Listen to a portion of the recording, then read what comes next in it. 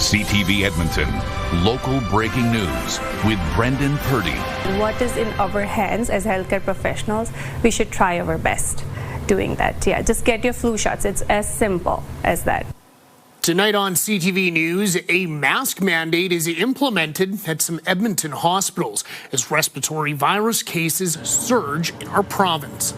Good evening, and thank you so much for joining us. People heading to emergency rooms at 4 Edmonton hospitals will need to mask up before they enter. Alberta Health Services has put in new requirements for masking to prevent the transmission of respiratory viruses. As CTV's Evan Kenny reports, nearly 6,000 cases have been reported this flu season, with more than 2,300 coming in 1 week. The fridge at Molly Patel's pharmacy is filled with influenza and other respiratory virus vaccines. She says fewer people are getting them this year. The reason? One thing is vaccine hesitancy. She believes that's why Alberta is seeing a spike in respiratory illnesses. Between December 7th and the 13th, more than 2,700 new respiratory virus cases were reported. More than 80% of those were the flu. 4 hospitals in Edmonton are now requiring everyone to mask up in certain areas. There are sick people around you. If you carry some sickness at the hospital, they can get even more sicker. You don't know. Or same thing, vice versa. AHS says patients and visitors must wear masks in acute care facilities, emergency departments, urgent care centers, and advanced ambulatory care centers at the University, the Stollery, the Royal Alex, and the Glenrose hospitals. If somebody has a coughing bout and their mucus is sticking somewhere, mask can prevent that kind of small aerosols that can arise from you coughing or sneezing when you're outside. With people gathering for the holidays, Patel says viruses can easily spread. She says washing your hands and getting vaccinated are the 2 easiest ways to stay protected. You cannot prevent travels, you cannot prevent gatherings. That's not in our hands. But what is in our hands as healthcare professionals, we should try our best doing that. Yeah, just get your flu shots. It's as simple as that. There have been nearly 6,000 influenza cases in Alberta this year. More than 1,500 of those have been in Edmonton. Evan Kenny, CTV News, Edmonton. Alberta's chief electoral officer has approved 3 more recall petition applications. NDP MLA Peggy Wright, UCP MLA Justin Wright, and fellow UCP MLA Ron Wiebe are now all facing recall petitions. That brings the total number of approved petitions to 26. 2 are for NDP MLAs. The rest are UCP MLAs, including the Premier. Alberta's chief electoral office says verifying each petition costs more than $300,000. A 32-year-old woman is dead after an SUV crashed into a car-hauling trailer late last night. Just before midnight, police say they believe the SUV was speeding on 118 Avenue between 178th Street and 184th. They say the driver lost control of the vehicle and crashed into the trailer. The 32-year-old woman in the back seat was pronounced dead at the scene. The driver and front seat passenger were taken to hospital and are both in stable condition. 32 people have died in crashes in our city this year. A high-ranking member of an organized crime group accused of violent extortions against Edmonton's South Asian home builders is going to prison. As CTV's Nicole Lampa explains, his crimes range from pointing a gun at a police officer to telling associates what to do while he was behind bars. In court today, 22-year-old Parminder Singh admitted he pulled the trigger 9 times in this drive-by shooting, trying to get money from a home builder. The accused was the one who shot at the victim's home, and at the time he was aware of the extortion, said the Crown when reading out the agreed statement of facts.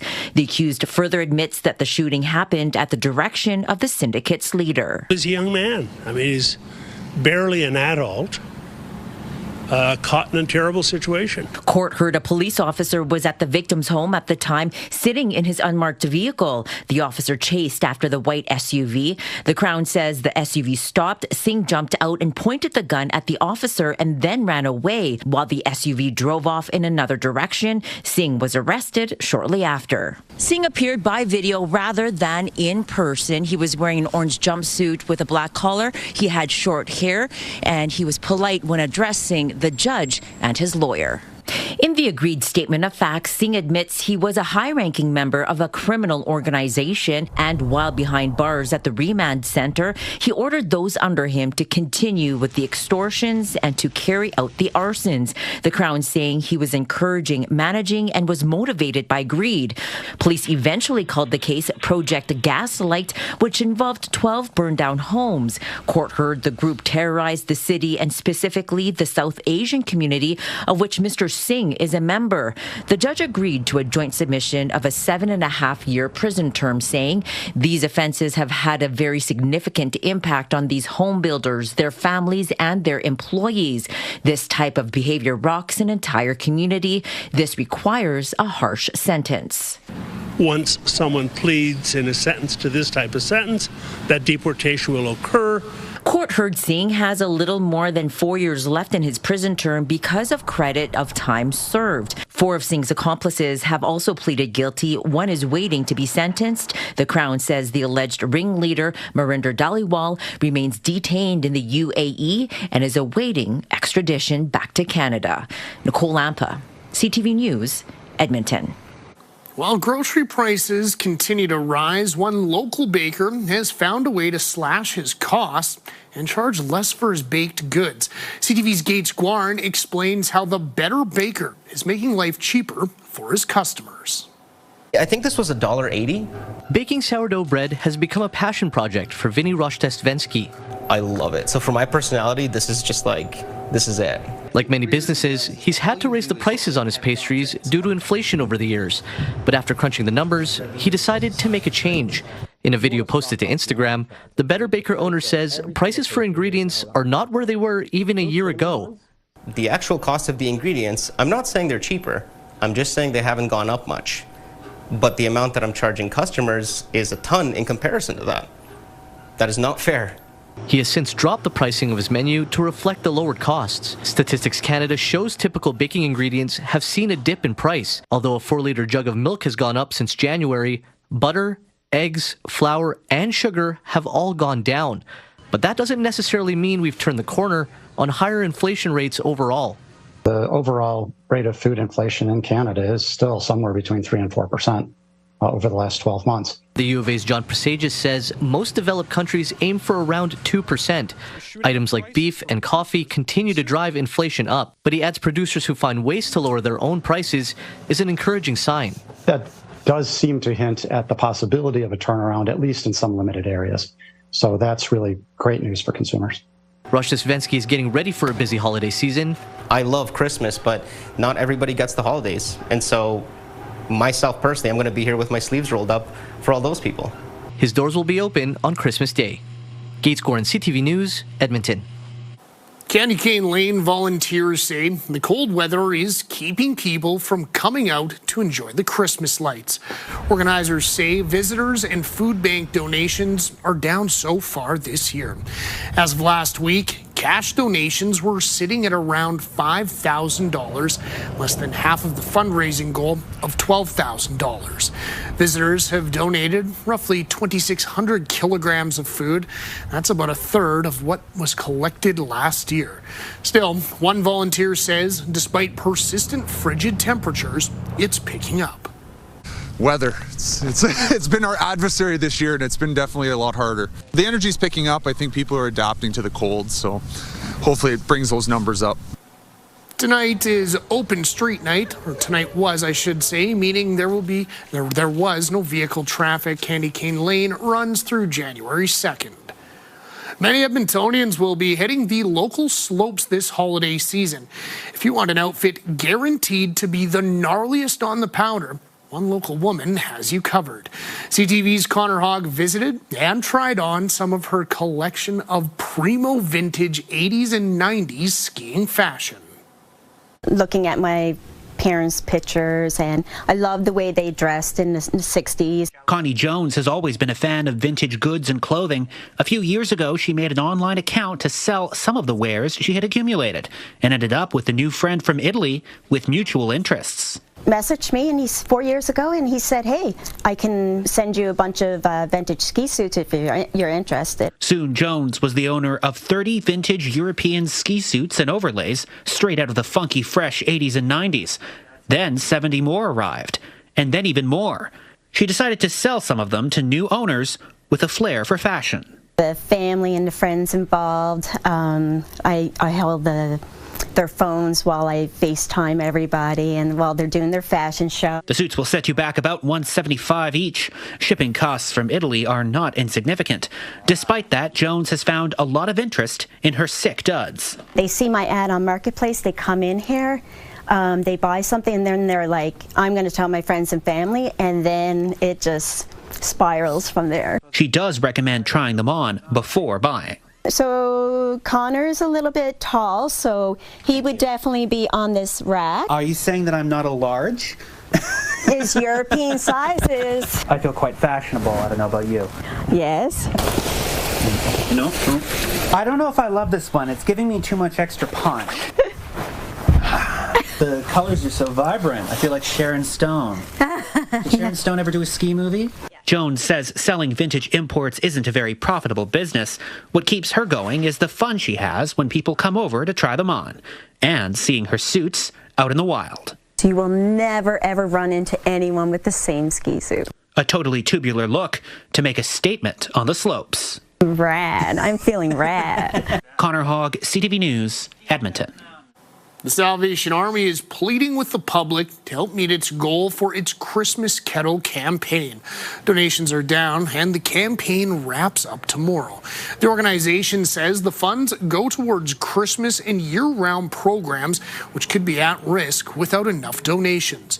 More than 3 million visits were made to the Salvation Army across the country last year. With many Canadians choosing to shop online, brick-and-mortar stores have been forced to adapt. CTV's Gates Guarn spoke with an Edmonton hobby and toy store that's finding the best of both worlds. It's a local shop that's grown over the years, offering toys, model kits, and everything in between. There's just such a diverse range of things to come and see and look at. Just like his offerings, the owner of Hobby Wholesale has watched the retail industry transform over his 30 years in business. 30 years ago, the internet didn't really exist. But now, more and more people are choosing to shop with a click of a button. With the accessibility to the internet, everybody can search everything everywhere. So we really try to increase the volume of sales so that we can keep our prices competitive. Stats Can data shows the pandemic fueled much of that growth. It went from about 3% of total retail sales to 6%. So that's a huge shift. Paul Letourneau from the digital marketing company YEG Digital says convenience plays a big part in online shopping, with sales doubling through the holidays. People are seeing that it's really easy to buy online. I can, be anywhere and buy something and have it delivered a couple days later. And brick and mortar stores like Hobby Wholesale have been working to adapt. Thank you very much. There's a fair bit of technical integration to make that work properly with your online and your store and your inventories and everything, but we've managed pretty well at it. Even with the move online, Kendrick says nothing beats visiting in person. It's different picking it up and seeing it rather than just shopping on the computer, so there's still an advantage to that. Gates Guarn, CTV News, Edmonton. Just ahead, remembering an Edmonton icon.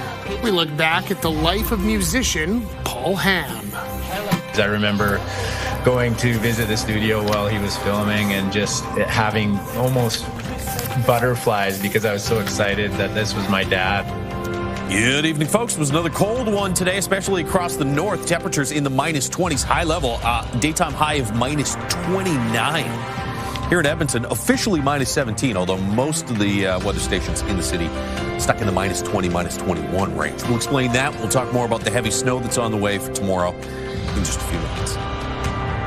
Programming brought to you by James H. Brown Injury Lawyers, the heavy hitters of injury law.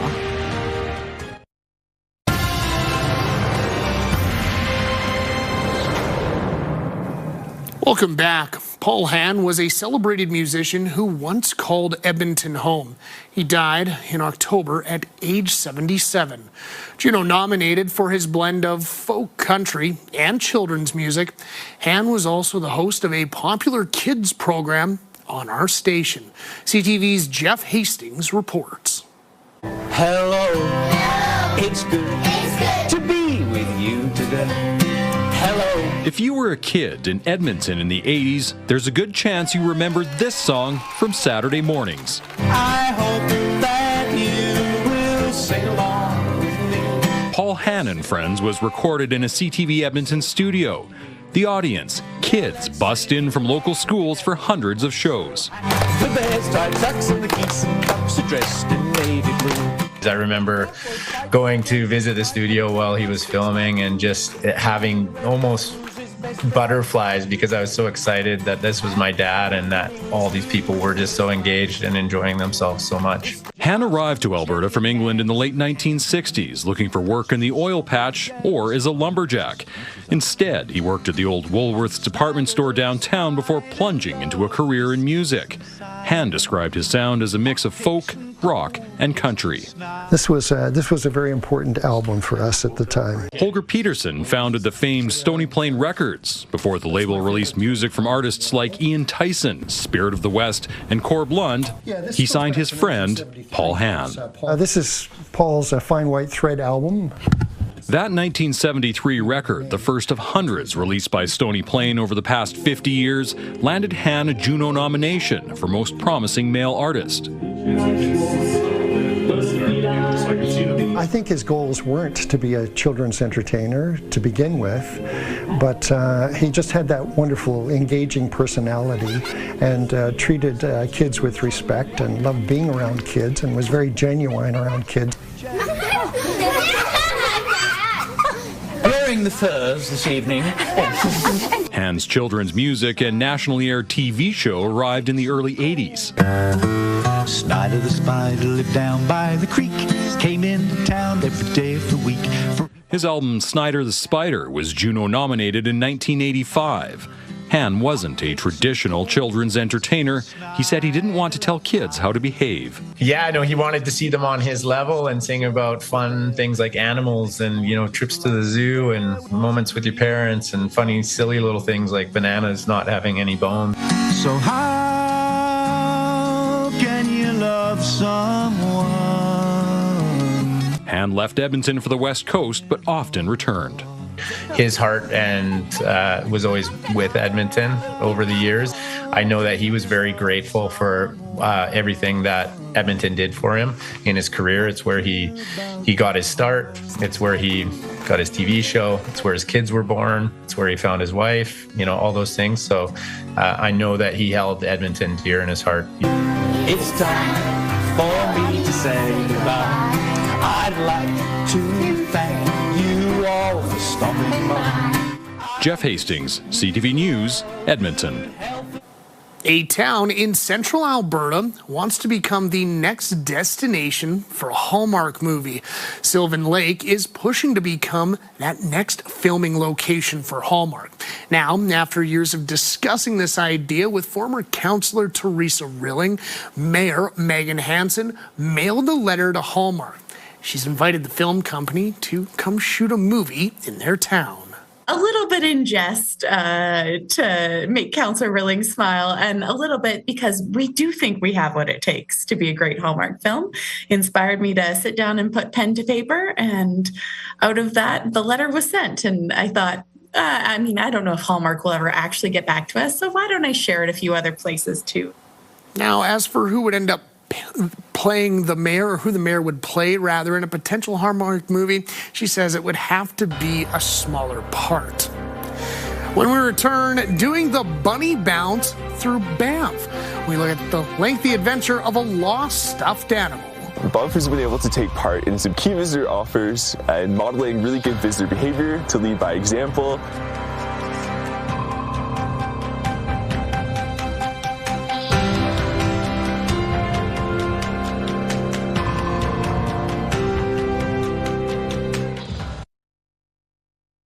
Programming brought to you by James H. Brown Injury Lawyers, the heavy hitters of injury law.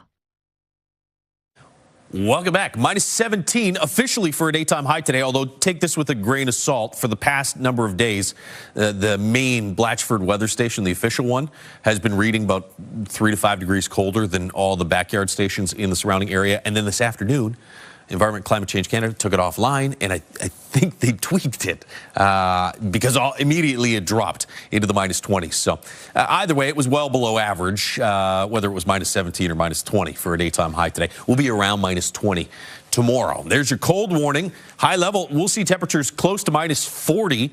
Wind chill could be in the minus 50 range. You'll have wind chill in the minus 40s for the rest of that cold warning zone. And then, in general, about 10 to 20 centimeters of snow for this red snowfall warning area. That includes the city of Edmonton.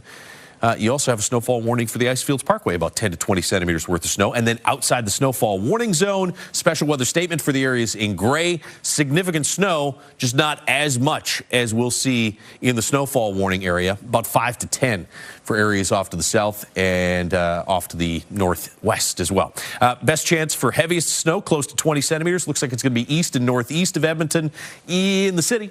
This model has us at 15. I think 10 to 15 is a pretty safe estimate. Potentially, if these heavier pockets of snow sort of skip past the city, potentially as little as 5. But I think 10 to 15 is the safest bet. There's the snow pushing into the Calgary region early tomorrow morning. By 8 a.m., it's into Red Deer, and then it marches north and should roll into the Edmonton area by late morning or lunchtime. This will stretch all the way across the province from west to east, and the heaviest of the snowfall for the Edmonton region looks like it'll be in the afternoon and early evening hours.